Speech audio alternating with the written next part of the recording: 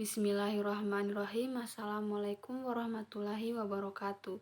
Perkenalkan, nama saya Sukma dengan NIM N1A1200039, kelas B, jurusan Antropologi Sosial.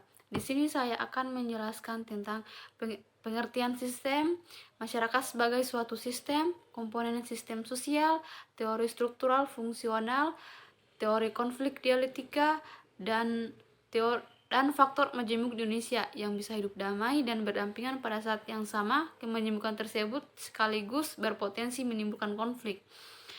Serta saya akan menjelaskan sedikit kunjungan kami di kantor DPRD Kota Kendari.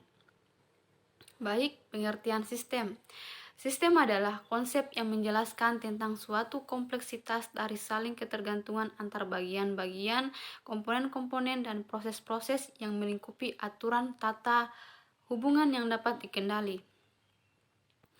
Masyarakat sebagai suatu sistem, artinya kehidupan bersama dalam masyarakat harus dilihat sebagai suatu keseluruhan unsur-unsur atau bagian-bagian yang berhubungan satu sama lain, yang saling tergantung dan berada dalam satu kesatuan. Menurut Talcott Parsons, masyarakat sebagai suatu sistem, yaitu kehidupan sosial harus dipandang sebagai sebuah sistem. Selanjutnya, komponen sistem sosial. Komponen sistem sosial adalah peran sosial, yang artinya tingkah laku normatif yang melekat pada status sosial seseorang. Yang memegang peran sosial itu adalah manusia yang menjadi anggota masyarakat. Sebagai komponen dari sistem sosial masyarakat, peran-peran sosial itu saling berhubungan secara timbal balik dan saling tergantung untuk membentuk suatu kesatuan hidup bermasyarakat. Selanjutnya, pendekatan teoritis, teori struktural dan fungsional. Masyarakat terintegrasi atas dasar kata sepakat para anggotanya terhadap nilai dasar kemasyarakatan yang menjadi panutannya.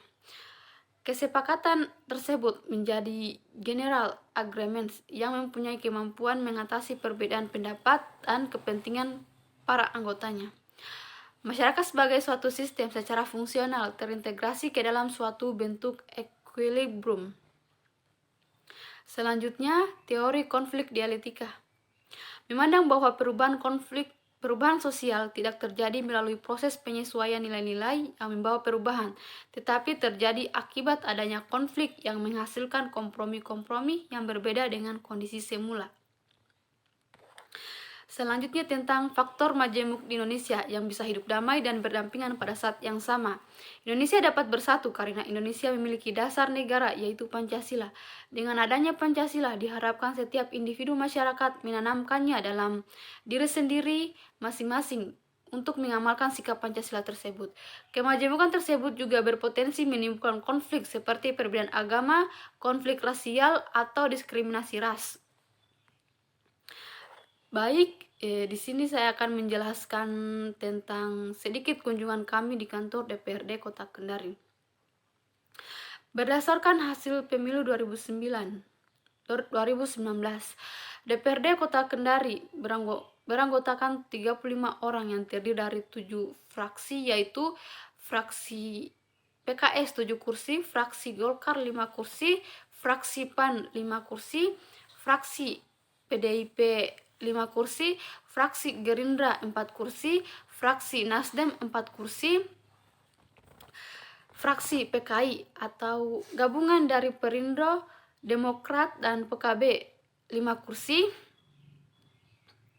dan DPRD dibantu oleh sekretariat dan difasilitasi tugas-tugas dan kegiatan-kegiatan kenegaraan yang terdiri dari alat perlengkapan, Komisi 1 yang membidangi pemerintahan dan hukum, Komisi 2 perekonomian keuangan, dan Komisi 3 pembangunan dan Kesra. DPRD mempunyai 3 fungsi, yaitu legislasi atau penyusunan perda, anggaran, dan pengawasan. Secara global, di permukaan bumi ini terdapat beberapa subsistem hukum, yaitu subsistem hukum Eropa kontinental, sistem hukum Islam, sistem hukum adat. Secara umum, sistem hukum yang dominan Indonesia menganut Eropa kontinental karena sistem hukum Eropa kontinental, sistem hukum tunggal dalam pemerintahan Belanda sampai sekarang.